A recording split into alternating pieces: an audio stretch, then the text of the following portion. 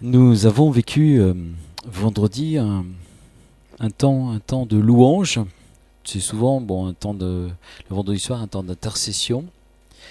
Et puis Gabriel et Lydie, c'était bien d'avoir le piano et je les en remercie. Nous ont conduits dans la louange et je crois que ça fait du bien à beaucoup de personnes. Parce qu'on sentait qu'il y avait une fatigue. Et nous avons besoin d'être rafraîchis dans ce temps de louange. Et moi, je sais que j'en suis sorti renouvelé. Je ne sais pas pourquoi, il y avait un épuisement, mais plusieurs vivaient un peu cette fatigue. D'ailleurs, les prières sont très peu montées, mais on a été vraiment conduits dans cette louange, dans ce temps qui était aussi un temps de rafraîchissement. Amen. Et ce matin, je pense qu'on aurait pu même continuer. Tu aurais dû oser. Ne pas avoir peur, parce que je pense que on est des fois accroché à notre montre. On peut mettre le message des fois de côté. Amen. À refaire. Amen. Seigneur, merci de bénir encore ces moments. Merci de bénir ta parole, Seigneur, et de nous conduire, Seigneur, de vraiment aussi nous rafraîchir par ta parole et qu'elle soit, Seigneur, un encouragement ce matin dans le beau nom de Jésus. Le passage sur lequel je vais m'arrêter ce matin, c'est le psaume 106. Et il m'a été... c'est marrant, j'ai vu quelques lumières comme ça qui se sont éclairées, c'était il y a 15 jours.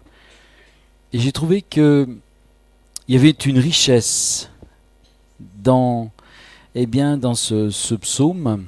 Et je vous invite avec moi à le découvrir. Alors bien sûr, nous n'allons pas le lire entièrement, mais nous allons lire quelques passages et vous laisserez vous-même le découvrir.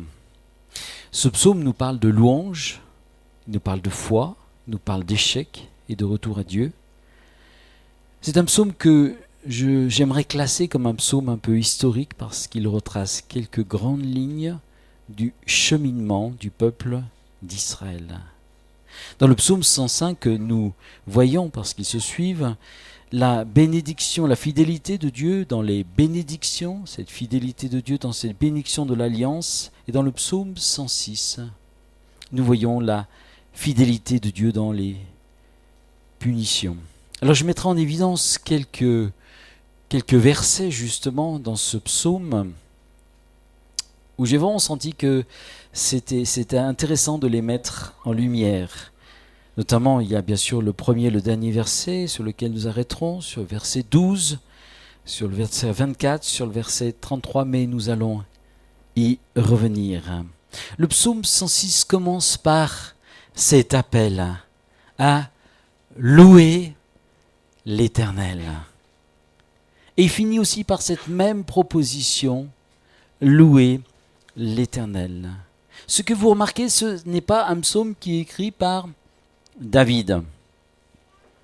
Et j'ai pas eu le temps, j'ai commencé, j'en ai vu au moins 10, mais il y en a plus que ça, et je vais vous laisser cet exercice des psaumes qui commencent par louer l'Éternel et qui finissent par cette proposition louer l'Éternel. Ce sera peut-être un bon petit devoir que vous pourrez faire cette semaine, mais qui va vous faire du bien, de regarder au travers des 152 psaumes combien il y a de psaumes qui commencent par louer l'Éternel et qui finissent par louer l'Éternel. Et à la fin de la semaine, viendrez me voir ou m'envoyer un mail. Voilà, j'en ai trouvé tant. Alors comme il y a des traductions différentes, on peut peut-être tomber sur des chiffres différents. Louer l'Éternel. Un appel à louer l'Éternel. Qui dira c'est ou fait? Qui publiera ses louanges au verset 3? Heureux ceux qui observent sa loi et qui pratiquent sa justice en tout temps. C'est intéressant de voir que la pratique de la loi passe aussi par la louange, ainsi que celle de faire sa justice, qui publiera sa justice. Et cette pratique des commandements de Dieu s'opère beaucoup plus facilement quand notre cœur est dans cet état de louange et d'adoration. Parce que la louange, elle procure la joie et la paix par la puissance du Saint-Esprit. Jésus nous dit clairement dans son évangile, l'évangile de Jean, qu'il nous donne sa joie, qu'il nous donne sa paix et que nul ne pourra la ravir. nul ne peut l'ôter. Quand on perd notre joie, eh bien, on est très triste. Et c'est assez terrible, des fois, ce sentiment d'avoir perdu cette joie. Et souvent, les jeunes chrétiens, quand ils sont là, ils ont perdu cette joie, ils ont l'impression que Dieu les a abandonnés. Il est là, il nous a donné cette joie, il est dans notre cœur. Nul ne peut la ravir. Et même si cette joie, elle est un peu comme, je dirais, ce soleil qui est plein de nuages par moments, eh bien, où il y a tous ces nuages noirs, où c'est des fois terrifiant, cet aspect que nous avons dans notre horizon. La joie est toujours là, la paix est toujours là. Dieu est toujours derrière les nuages, comme le soleil est toujours derrière les nuages. Il nous a donné cette joie. Cette joie ne dépend pas des circonstances, mais elle dépend de cette communion avec Dieu que nous avons au travers de la louange et de l'adoration. Heureux, on parle de la joie. Je voulais insister un petit peu sur cette notion de la joie, de promesse de joie. De promesse de joie. Heureux, c'est qui pratique ces commandements. C'est une promesse de joie. Vous allez avoir de la joie en obéissant à ce que Dieu vous dit. Vous avez de la joie quand vous avez parlé à quelqu'un de l'évangile. Vous avez de la joie quand votre comportement, n'a pas été un comportement où vous êtes mis en colère, où vous êtes irrité, mais où vous avez eu une parole de sagesse. Et vous sentez que c'est le Saint-Esprit qui vous a conduit. Vous avez retenu votre vie naturelle, votre chair, et vous avez exprimé ce que Dieu voulait.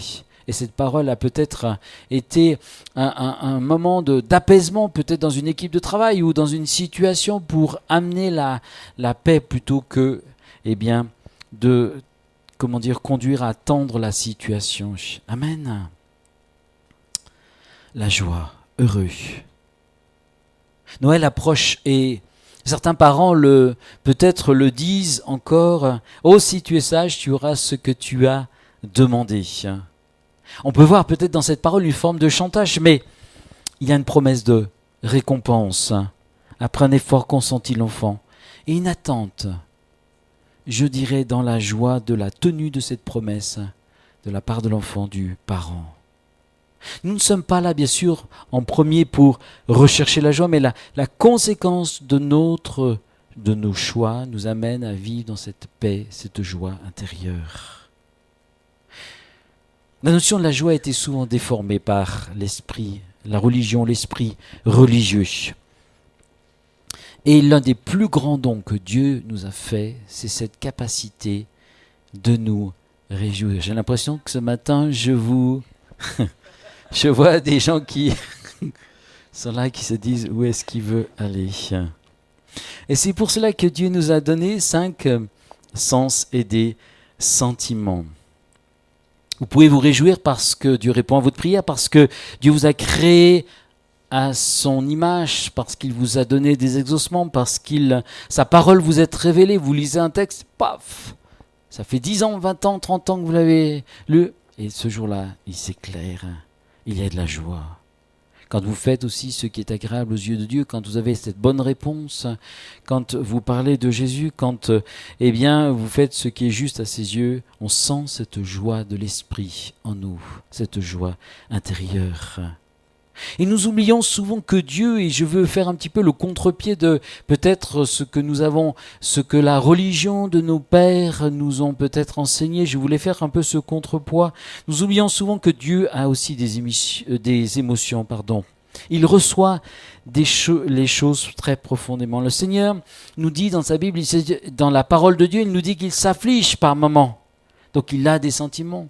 Il éprouve de la jalousie, il se met en colère, mais il ressent aussi de la compassion, de la pitié, de la peine, de la sympathie, du bonheur, de la joie, de la satisfaction. Le psaume 2,4, il est dit, « L'Éternel aime, se délecte, éprouve du plaisir, se réjouit, il s'amuse, il se rit même de ses ennemis. » Attends, on va bien voir, il s'agite là-bas, on va bien voir ce qu'ils vont faire. Dieu rigole des fois. Vous savez, c'est un peu comme, je dirais, moi je prends souvent Dieu, si je voulais vous donner une image, avec des petites fourmis qui sont là. Alors bon, des fois, on a un peu un jeu un peu mesquin et malin. Quand on est jeune, on met un morceau de bois dans une fourmilière et toute la fourmilière s'agite. Mais Un peu, on pourrait comparer, si vous voulez, Dieu à nous. Alors des fois, ça s'agite, ça brasse sur la terre, mais Dieu se rit de ses ennemis. Ils attaquent l'Église, mais Dieu se rit. Ils attaquent Israël, mais Dieu se rit de ses ennemis. Et puis il a de la joie. Il éprouve de la compassion. Nous lisons dans le psaume 16, versets 7 à 9. « Je bénis l'Éternel, mon conseiller, la nuit même, mon cœur m'exhorte. Aussi mon cœur est dans la joie. Mon cœur, c'est l'âme. Mon esprit dans l'allégresse. » Psaume 16, versets 7 à 9. Je vous les cite, je ne vous les lis pas tous, mais c'est notre propre esprit qui est régénéré et notre corps repose en sécurité. Il y a cette paix dans l'âme, dans le cœur, dans l'âme, dans l'esprit et dans le corps. Amen. Il y a d'abondantes joies devant sa face, des délices éternelles à ta droite. Certains courants chrétiens dans ces années qui ont passé, ont mis un petit peu l'accent sur la recherche de la joie en cherchant à s'éclater.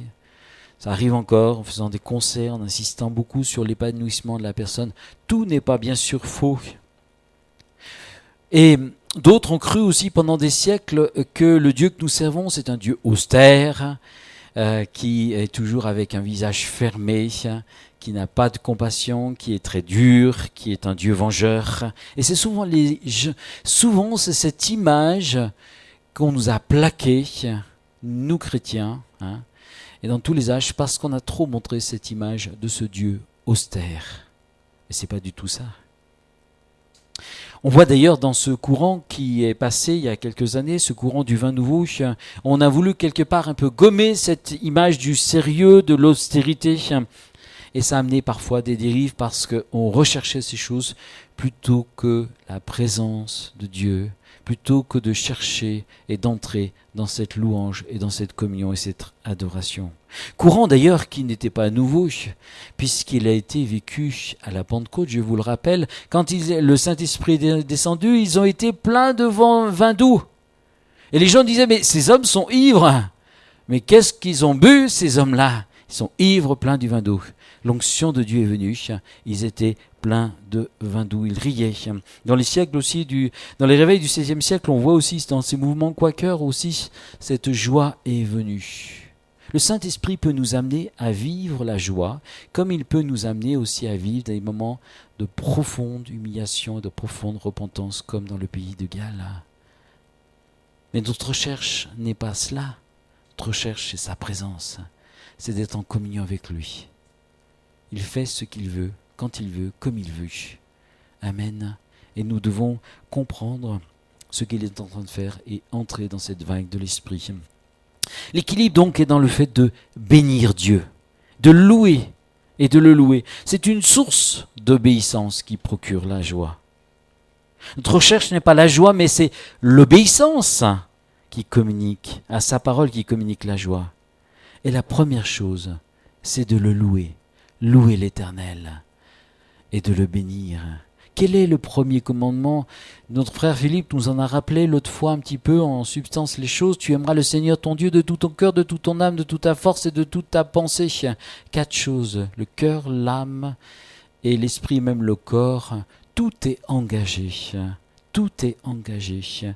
Deutéronome 6:5. Aimer, c'est en premier adorer Dieu. Ne l'oublions pas. Dieu veut faire de nous des adorateurs en esprit et en vérité. C'est en premier adorer Dieu. On peut faire des œuvres, des activités, mais si nous sommes dans cette communion, dans cette vie d'adoration avec lui, alors Dieu accomplira des miracles, des prodiges. Toute plante que mon Père n'a pas plantée sera déracinée. On peut faire des tas de choses, des tas d'œuvres, mais si ce n'est pas le produit, le fruit de cette communion, de cette adoration dans lequel je suis personnellement et dans l'Église, dans lequel est l'Église, alors on pourra faire des tas de choses. On pourra produire des tas d'œuvres. On pourra même développer de grandes églises comme dans certains pays. Mais où est vraiment ce qui a été semé dans l'esprit? Ce qui a été semé dans l'esprit. Quelqu'un, chrétienne, qui n'est pas de cette église, me parlait, je lui disais, mais je lui disais, mais tu sais, toute plante que mon Père n'a pas plantée sera déracinée. Ce qui procure la vie, c'est ce qui est fait en lui. C'est la semence de son esprit, c'est la semence de son onction. S'il n'y a pas cette semence de son onction, on peut évangéliser, faire des tas de choses, faire des tas d'œuvres qui amènent des gens à l'église. Ils repartiront s'ils n'ont pas été touchés par cette semence de la vie de Dieu dans leur cœur. Alors, il ne faut pas pour cela se décourager. Il faut continuer à travailler, ce n'est pas ce que je veux dire. Mais travailler avec lui. Travailler en comptant sur lui de plus en plus. Travailler dans cette onction, en vivant dans cette communion, dans cette adoration. Alors, la semence que nous allons produire sera une semence de vie et de bénédiction. Amen. Amen. Une semence de vie et de bénédiction. Ce n'est pas pour rester là, assis, à ne rien faire. Ce n'est pas ce que je veux dire. Vous le comprenez bien. Mais c'est de faire les choses en lui et avec sa force. Jésus dira, si vous savez ces choses, vous êtes heureux pourvu que vous les écoutiez. Non, pourvu que vous les pratiquiez. Jean 13, 17. Être dans cette communion avec lui. L'homme a été créé pour adorer. C'est assez étonnant, et moi c'est ce qui me surprend le plus en plus, c'est que dans ces pays communistes, on a nié Dieu, eh bien c'est l'homme qui est adoré. Staline, le petit père des pauvres. Et encore aujourd'hui, des gens sont déçus par le pouvoir en Russie. J'écoutais un témoignage, je me dis c'est incroyable. Ça a été le plus grand meurtrier du XXe siècle. Il a fait plus de massacres que Hitler. Et les camps de concentration, 40 millions de morts, alors que la Grande Guerre, tristement, en a fait 18. On ne compte plus. Le petit père, adoré, adulé. Vous vous rendez compte ? Quand l'homme n'adore pas Dieu, eh bien, son centre d'adoration va être déplacé et déformé. Et ça va être lui, ça va être le temple du savoir, ça va être le temple du sexe, de l'érotisme, où le sexe est démesuré, il est montré et il n'y a plus de retenue, ça va être le temple de la musique, et j'en passe. L'homme a besoin d'adorer Dieu. Et si ce centre est, je dirais, détourné, ça va être de nouveau sur la créature, sur l'homme, sur des choses qui sont comme des citernes crevassées qui vont petit à petit le détruire et l'avilir. Nous sommes là pour adorer Dieu. Quelle joie de l'avoir connu et quelle joie de pouvoir l'adorer et d'être renouvelé aussi dans cette adoration. Parce que l'adoration est quelque chose qui nous construit, quelque chose qui nous renouvelle, quelque chose qui nous réforme. Quelque chose c'est comme une source qui vient nous toucher, qui nous rafraîchit profondément. Et ce qu'on remarque dans ce texte du psaume 106, c'est qu'il y a comme une même directive, je dirais une même récompense entre l'Ancien et le Nouveau Testament, quand il est dit, et quand il y a cet appel d'adorer, de louer Dieu. On sent la même directive, le même fil directeur entre l'Ancien et le Nouveau Testament. Amen. Même si c'est un commandement nouveau, mais quand il est dit « tu aimeras ton Dieu de tout ton cœur, de toute ta force », c'est un appel à l'adorer. Et Jésus a repris ces paroles lui-même. Il y a une continuité. Et même si c'est ce commandement nouveau, parce qu'il est dit, tu aimeras ton prochain comme toi-même. J'aimerais un jour parler de ce que c'est aimer son prochain comme soi-même. Mais on sent qu'il y a cette continuité entre cet ancien et ce Nouveau Testament, où nous avons besoin d'adorer Dieu, de le trouver, d'être en communion avec lui et de vivre sa présence. Amen. La louange, elle tonifie notre foi. Au verset 12, il est écrit « Ils crurent à ses paroles et ils chantèrent ses louanges ». Dieu avait agi de façon incroyable, magistrale. Il avait frappé les Égyptiens. Ils avaient vécu 430 ans de galère.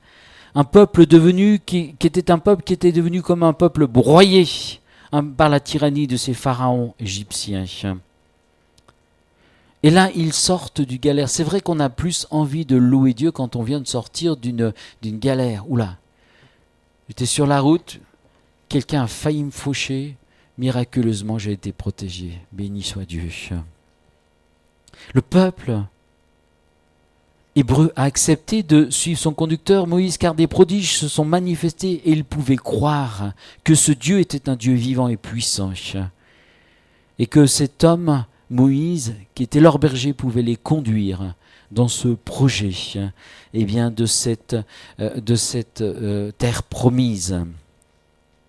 On a envie de louer Dieu quand on est au diapason avec lui. Être au diapason avec lui, c'est aligner notre foi sur ses promesses, sa parole. La foi crée la louange. Et la foi renouvelle la louange. Comme la louange nous porte aussi dans l'esprit de foi, il y a une sorte de, si vous voulez, d'unité, hein. La foi qui nous amène à la louange, mais aussi la louange qui renouvelle notre foi, nous amène à dépendre de lui. Tout semble bien se passer pour cette étape de la sortie d'Égypte. La louange, c'est aussi le rappel de ses bienfaits. Le psaume 103, verset 2, il est dit, verset 2 à 5, je vais vous proposer de le lire, il n'est pas très loin dans vos Bibles. Il est dit, mon âme bénit l'Éternel, le psaume 103, que tout ce qui est en moi bénisse son saint nom. Mon âme bénit l'Éternel et n'oublie aucun de ses bienfaits. C'est lui qui pardonne toutes les iniquités, le psaume 103, 3. Qui guérit toutes tes maladies. C'est lui qui délivre ta vie de la fosse, qui te couronne de bonté et de miséricorde. C'est lui qui te rassasie de bien ta vieillesse, qui te fait rajeunir comme l'aigle. Des promesses pour les jeunes et des promesses pour les gens plus âgés. C'est toi qui l'as dit, hein. Mon âme bénit, le rappel de Dieu sur toi notre mémoire. Il y a un vrai danger d'amnésie. Ce qu'a vécu le peuple d'Israël, qui va nous amener au doute et à la crainte et au recul spirituel. Nous voyons que, dans le psaume 106, il y a constamment cet aller en avant et ce recul-là qui se passe. Ils oublièrent, il nous est dit, juste après le verset 12, ils oublièrent rapidement bientôt ses œuvres, au verset 13, et ils n'attendirent pas l'exécution de ses desseins. Ils ont oublié. Ils ont oublié. Est-ce que nous, des fois, nous n'oublions pas? Apprendre à garder, à conserver le souvenir de ce que Dieu a fait. Le souvenir aussi peut-être de ce que quelqu'un nous a fait et qui nous a fait du bien. Je crois que c'est, comment il s'appelle, ce frère qui a souffert dans les églises, Van Brandt, je crois que c'est Van Brandt, Van Brandt, merci pour la correction. Je crois que c'est lui qui racontait, qui est un jeune, un jour il avait soif, et un prêtre lui a offert un peu d'eau. Il a vécu dans le communisme, formaté par le communisme, et un verre d'eau. Il s'est rappelé de ce geste de compassion. Et ça a touché et travaillé son cœur. Et plus tard, je crois que c'est lui, il est venu à la foi. Un geste dans l'onction, un geste dans l'esprit, un geste simple, mais qui a touché le cœur de ce jeune homme. Et il s'en est souvenu, ça l'a amené à la foi. Souviens-toi, rappelle-lui ses promesses. C'est aussi ton âme que tu exorces de la foi, c'est que tu alignes cette foi à ta parole, à la parole de Dieu. Lamentation des Jérémie. Vous savez, j'aime beaucoup ce texte, ce petit texte, Lamentation des Jérémie, parce que Jérémie, c'est chaud des fois. C'est très chaud quand on lit Jérémie. Et Jérémie 3, 19 à 23, il est dit, voici ce que je veux repasser. Quand tu passes, mais tu repasses sur ton cœur. Hein. Quand on passe le fer à passer, c'est souvent mon épouse qui le fait. Quand j'étais célibataire, c'était moi qui le faisais. J'étais pas très doué pour ce genre de choses. Il y avait souvent des plis et il fallait que je fasse attention de ne pas brûler ma chemise étant célibataire. Quand je passe, je repasse, mais il ne faut pas laisser le fer sur le vêtement. Je veux repasser. Mais là, on peut laisser le fer de Dieu. On peut repasser ses bontés dans notre cœur, même si ça nous brûle un peu de temps en temps, se repasser dans mon cœur. Ce qui me donnera de l'espérance Les bontés de l'Éternel ne sont pas épuisées, elles ne sont pas à leur terme. Elles se renouvellent, ces compassions, chaque jour. Oh, que ta fidélité est grande. Que ta fidélité est grande. Ce qui nous donne du courage, c'est le rappel des exaucements précis. Quelqu'un a dit de noter des fois ce que vous avez, les exaucements, ce que vous avez reçus, et au moment de difficulté, au moment de combat, au moment de doute, au moment de crainte, eh bien c'est bon de les relire, afin que votre cœur soit encouragé. On a besoin d'être encouragé, besoin d'avoir le courage de Dieu pour vivre les choses dans ce monde qui ne sont pas toujours facile. Amen. Et besoin de se rappeler. Ce peuple a perdu espoir parce qu'il a oublié. Il ne crut pas à la parole de Dieu à un moment donné. Vous savez, l'attente a été longue. 40 ans dans le désert. 40 ans dans le désert, c'est long. Et ils ont dû à un moment de se décourager. Et on peut le comprendre aussi. Deux attitudes. Au verset 12, il est dit, le peuple crut à ses paroles et ils chantèrent ses louanges. Et au verset 24, ils ont perdu la foi. Leur foi était testée dans le désert, ils ont perdu la foi à ce moment donné. Ils n'ont plus vu le but, ils n'ont plus vu l'objectif, ils n'ont plus vu ce que Dieu voulait pour eux. Et ils ont commencé à murmurer et à désespérer. Au verset, ils méprisèrent le pays des délices. Ils ne crurent plus à la parole de Dieu. La médisance et la critique sont toujours le résultat de notre manque de foi. Mais de nous manque aussi quelque part de vision de ce que Dieu veut pour nous. Parce qu'on a certainement des fois oublié ce que Dieu a fait. Et plutôt que de s'encourager, on se décourage et on se laisse aller à ce vague à la main et on voit les choses en noir. Quelqu'un dit que le médisant, c'est quelqu'un qui a louange inversée. Hein? Au lieu de bénir, il maudit. Sa bouche parle toujours, mais pas du bon côté. De temps en temps, il faudrait remettre le mécanisme en place. Et l'idolâtrie a repris le dessus.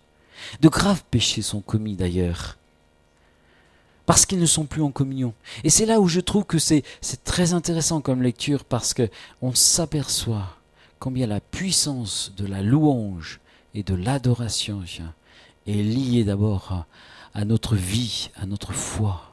Et combien c'est ce qui nous porte. Et combien si on quitte ce terrain de la louange et de l'adoration, on va petit à petit descendre et encore descendre comme ce peuple d'Israël. Et ils ont perdu la foi, ils retournèrent à des pratiques idolâtres comme le sacrifice des enfants. L'enfant est souvent la victime de notre désobéissance. Ils seront de nouveau asservis à leurs ennemis et ce sera leur histoire des hauts, des bas, des bas, des hauts, des hauts, des bas, des bas, des hauts. Et on monte et on descend, et on monte et on descend. Nous voulons monter. Même si nous montons tout doucement, mais nous voulons monter dans sa présence. Amen. Si Dieu n'est pas le centre de notre adoration, alors c'est notre âme, nous-mêmes, qui deviendront le sujet de notre adoration. L'homme est fait, je le rappelle, pour adorer Dieu. Et si Dieu n'a pas et ne conserve pas cette place dans notre cœur, alors le monde va reprendre sa place. Quelle descente aux enfers dans ce passage. Quelle descente aux enfers, mes amis. Le rappel de ses promesses, de ses bienfaits. Garde notre cœur dans la foi. L'apôtre Paul précise dans 1 Corinthiens 13, et c'est ce qui est surprenant, il parle des dons, il parle de l'amour, et il dit mais que 3 choses vont demeurer. C'est quoi? La foi, l'espérance, l'amour. Oh là là, vous connaissez meilleur que moi. 1 Corinthiens 13. Moi, je me pose une question. Et on n'a pas de réponse. Non. Mais comment on a besoin encore d'espérance? Le Seigneur nous le dira. Encore dans l'éternité. Puisqu'on aura tout. Et je vous pose la question et vous réfléchirez. La foi, l'espérance et l'amour. La louange est une arme spirituelle, c'est une arme de combat. La ville de Jéricho a été prise au travers de la louange. Cette ville était bien protégée par des murailles, mais ces murailles représentent aussi des ennemis spirituels, des puissances spirituelles, et qui ne peuvent se déloger que par la louange. Qui ne peuvent se déloger par la louange. Ils ont tourné 7 fois autour de la ville, et les murailles sont tombées, Dieu est intervenu. Toute victoire spirituelle s'opère dans la louange et dans l'intercession. La louange va transformer notre regard. Oh, c'est quelques idées sur la louange. Bien sûr, on pourra en parler. Certains ont fait une formation d'1 an. Donc je ne vais pas quelque part, je ne vais pas je vais donner que quelques pensées parce que je ne pourrai pas les égaler dans l'enseignement par rapport à tout ce qu'ils ont reçu comme bienfait dans la louange et comme enseignement dans la louange. La louange va transformer notre regard sur la situation. Au lieu de se décourager, nous allons être fortifiés. Au lieu d'être pessimistes, nous allons, entraîner les autres. Nous allons être interdépendants les uns les autres dans le corps de Christ. Vous savez que nous sommes interdépendants des uns des autres. Ma victoire va devenir sa victoire. Ma bénédiction, que je reçois, ou mon obéissance va aussi être un sujet de bénédiction et de victoire pour les autres. C'est pour ça que nous avons besoin de prier pour le corps de Christ. Nous avons besoin de prier pour ceux qui souffrent aussi. Et s'ils souffrent pour le nom de Christ, ils nous communiquent aussi une bénédiction et nous devons prier pour eux. Et quand nous souffrons, c'est aussi quelque part, si nous prenons la victoire dans ce domaine, nous prenons la victoire pour nous, mais aussi pour le corps de Christ. On n'a pas conscience complètement du corps de Christ. Nous sommes un corps. Chaque membre a sa place. Si tu es l'œil droit, tu n'es pas l'œil gauche. Si tu es le nez, tu n'es pas la bouche. Si tu es la main droite, tu n'es pas la main gauche. Si je monte sur un vélo et que mon pied a envie aussi de faire ce qu'il veut et que mon pied gauche veut monter sur la pédale droite, je vais faire 2-3 mètres et boum, badaboum. Bonjour les dégâts. L'hôpital est tout près. Le corps qui est soumis à la tête. La tête, c'est pas le pasteur, c'est Christ. La tête, c'est pas les anciens, c'est Christ. La tête, c'est pas l'apôtre, c'est Christ. Amen. Il est notre tête. Nous sommes un corps. Et nous devons vivre cette notion du corps et prendre des victoires en lui, pas seulement pour nous. Quand on n'a pas envie de les prendre, on peut se dire, je vais la prendre aussi pour le corps de Christ. Ce psaume 106 nous dévoile une triste expérience d'un peuple qui n'est pas en phase avec Dieu. Et au verset 33, il est dit qu'ils irritèrent Dieu auprès des eaux de Mériba et Moïse fut puni à cause de Dieu, les rend aussi responsables. Et c'est ça qui m'a frappé, les rend aussi responsables de la faute de Moïse, parce qu'ils aigrirent l'esprit de Moïse qui, au lieu de parler la seconde fois au rocher, frappa le rocher.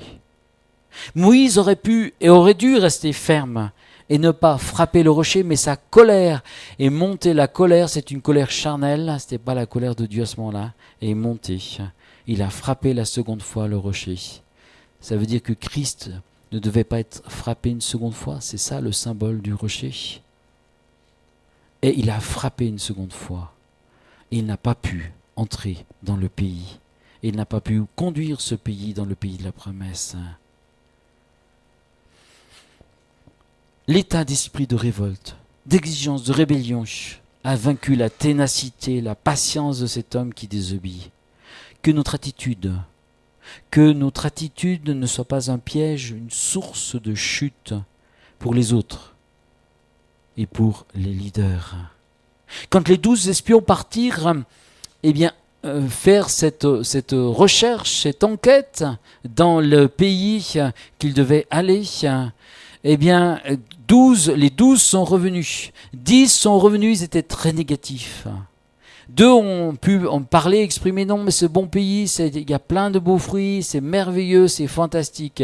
Et les 10 autres ont complètement écrasé le témoignage des 2 qui étaient positifs. Le peuple a commencé à pleurer, à gémir dans ses chaumières la nuit. Dieu est intervenu. Ils ont encore tourné des années dans le désert alors que le pays était proche pour eux. Vous voyez combien des fois, le témoignage négatif, et quand on n'est pas dans cet esprit de louange qui nous porte dans la foi, qui nous porte dans la victoire, on peut rater l'objectif de Dieu. Et à cause de ce témoignage, tout ce peuple a dû continuer à rester dans le désert. Ils sont tous morts, nous dit la Bible. Et ce sont les jeunes, la jeunesse, qui a pu rentrer dans ce pays promis. Et ce Moïse aussi, lui-même, n'a pas pu rentrer dans ce pays promis. Et Moïse eut beaucoup de peine après ce rapport des espions de calmer ce peuple à cause de cette incrédulité. Ça a été un vrai combat pour lui. Mais la jeune génération est entrée dans ce pays de la promesse. Nous voulons rentrer dans le pays de la promesse. Soyons des hommes et des femmes qui portons Dieu dans notre cœur, dans la louange et dans l'adoration. Même si nous avons des barbes blanches. C'étaient plus des jeunes, mais quels vaillants guerriers. Et ces hommes-là ont entraîné le peuple dans la victoire, dans le pays promis. Dans l'épître d'Hébreux de 13, verset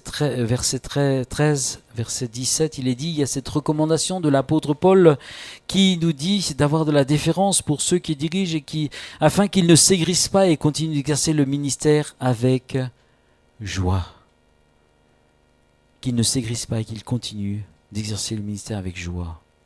La louange exprimée dans le corps de Christ est une force face au monde invisible qui apporte l'unité et la bénédiction. Ça ne veut pas dire qu'il ne faut pas corriger. Ça ne veut pas dire qu'il ne faut pas dire les choses. Mais dans quel esprit on le fait? Quand je regarde les hommes d'État aujourd'hui, je me dis, mais c'est terrible, il faut être kamikaze pour être un homme politique et pour s'élever dans le monde politique. Tellement, tant et tant de critiques. Et on doit prier pour eux, et on prie, nous, pour eux. Et on va continuer à prier pour eux, pour ces hommes-là, pour qu'ils tiennent ferme dans leurs décisions. Parfois, leurs décisions ne nous plaisent pas toujours, elles ne sont pas toujours justes à nos yeux, mais nous devons continuer à prier, les soutenir. Et dans le corps de Christ, la louange exprimée dans le corps est une force face au monde invisible qui apporte l'unité et la bénédiction. Et au verset 47, il y a une parole prophétique qui est donnée pour le peuple d'Israël. En ce moment-là, ce verset 47, et nous allons le lire et finir sur ce passage. Au verset 47, il est dit « Sauve l'Éternel notre Dieu et rassemble-nous du milieu des nations, afin que nous célébrions ton nom et que nous mettions notre gloire à te louer. » Quand on lit ce passage, on se dit « Mais, moi je me pose des questions. Rassemble-nous du milieu des nations. » Mais il n'y avait pas de diaspora. Il n'y avait pas de diaspora. Les Juifs étaient tous unis, ils étaient là dans le désert, et puis ensuite, après, ils ont été dans cette terre d'Israël qu'ils ont pris en main, dont ils ont pris possession. Il n'y avait pas de diaspora. Un texte, une parole qui était prophétique. Rassemble-nous du milieu des nations, afin que nous te célébrions. Là encore, c'est l'idée de la louange, de l'adoration qui est mise en évidence. Jamais aucun autre peuple n'a eu une louange aussi riche, aussi variée, aussi profonde que le peuple d'Israël pour son Dieu. Jamais, jamais. Regardez les autres religions, regardez le bouddhisme, regardez les autres religions. Jamais, jamais, et jamais un peuple. Nous avons eu des chants révolutionnaires, c'est des chants qui parlent et qui exaltent le sang, qui exaltent la révolte, mais jamais, jamais aucun peuple. Amen. Ça dénote un petit peu du discours qu'on entend sur Israël aujourd'hui. C'est une bénédiction. C'est une bénédiction. Béni soit l'Éternel. On finit par ce psaume. Le Dieu d'Israël, d'éternité en éternité. Ce qui fait l'identité d'Israël, ce n'est pas qu'il soit un pouvoir, un État, peu importe ça. Bon, c'est du passage, c'est actuel. Mais ce qui fait l'identité du peuple d'Israël. Et prions pour le peuple d'Israël, parce qu'il y a beaucoup d'athées dans le peuple d'Israël, notamment qui vivent en Israël. Prions pour qu'il retrouve son Sauveur, pour qu'il trouve Christ, pour qu'ils aient cette révélation de la parole de Dieu dans leur vie. Et qu'est-ce que je disais? Beaucoup ont besoin de le rencontrer. Béni soit l'Éternel, le Dieu d'Israël, l'éternité en éternité. Tout le peuple dise dans ce texte, Amen. Amen. Louez l'Éternel. Il commence par louer l'Éternel, finit par louer l'Éternel. C'est la vocation du peuple d'Israël, lumière des nations, d'amener toute tribu, tout peuple, toute nation à recevoir, à entrer dans cette louange et cette adoration et cette connaissance de Dieu. C'est là la vocation du peuple d'Israël. C'est là la vocation du peuple d'Israël, d'être un peuple lumière des nations. Jésus a touché un peuple au départ d'Israël. Et ensuite, dans le Nouveau Testament, c'est quand même des 12 disciples qui étaient des Israélites, je pense, je ne fais pas d'erreur. Jésus était juif, la lumière des nations. Cette lumière, la parole de Dieu, de la louange, de l'adoration, de la connaissance de Dieu, c'est ce peuple qui nous l'a donné. Béni soit son nom. Nous n'exaltons pas ce peuple, mais nous bénissons Dieu pour cette lumière qu'il nous a donnée au travers de son peuple. Amen. Louez l'Éternel. Et il nous a permis d'avoir cette connaissance au travers de son Fils, crucifié et ressuscité. Amen. On va terminer par un psaume de louange, un psaume ou un chant de louange. Amen. Est-ce qu'on a envie de plus en plus le louer, l'adorer? Combien cela nous fortifie dans ce passage qui nous paraît, eh bien, quelque part, quand on le lit, oulala, on a envie de prendre la fuite quand on lit ce passage, ou de vite fermer ou de le lire en diagonale et de vite fermer notre Bible. Il y a des choses intéressantes. La foi avec la louange. La foi et la louange. Ils crurent à ses paroles, chantèrent ses louanges. Et combien notre manque, des fois, de louange peut nous emmener en dehors de la foi, en dehors de la vision du plan de Dieu. Et ce sont les choses négatives qui prennent le dessus, alors que Dieu a un projet pour nous. Et on doit traverser ces moments de difficulté, de désert, comme l'avion que nous prenons qui traverse ces nuages, mais il a un radar. Et nous, notre radar, c'est la louange. Et notre boussole, Jésus nous donne le chemin, c'est au travers de sa parole. Amen. Et quand on reste dans cette louange, dans cette adoration, on reste dans les hauteurs de Dieu. Et on traverse ces nuages, ces murs de nuages, ces mers de nuages. Des fois, c'est comme une mer de nuages quand on est en avion. On les traverse et on va jusqu'au bout. On prie aussi pour le pilote. Amen. Béni soit Dieu de toute éternité. Amen. On va laisser notre frère, notre sœur conduire l'équipe de louange, qu'on remercie, conduire dans la louange encore pour terminer ce culte. Seigneur, je te prie de fortifier encore notre foi ce matin, de nous renouveler, de nous rafraîchir dans ta présence, dans ta parole, que cette parole soit plus en plus révélée à chacun de nous dans nos cœurs, Seigneur, et que nous puissions nous hausser dans la louange, Seigneur, grandir dans la louange, grandir dans cette communion avec toi, grandir aussi dans la foi dans tes promesses, dans la foi de ta parole. Soyons des hommes et des femmes mûrs, forts, solides, parce que nous sommes un peuple qui te loue et qui t'adore. C'est là notre force, Seigneur, un peuple d'adoration. Béni soit ton nom. Amen.